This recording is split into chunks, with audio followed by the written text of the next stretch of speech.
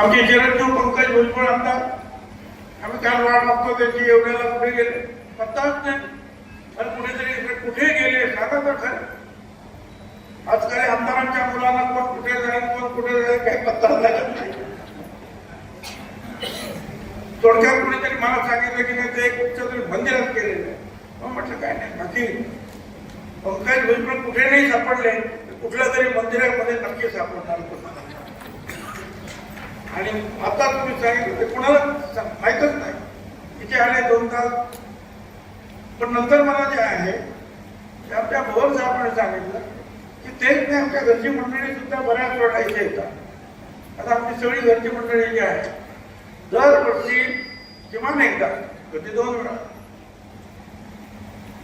हे तिकडे गाणगापूरला जाणार.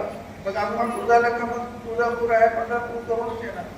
म्हणजे सगळ्यात आम्ही जसे फिरायला जातो आमची घरची मंडळी फिरायला जाणार म्हणजे इकडे देवस्थानात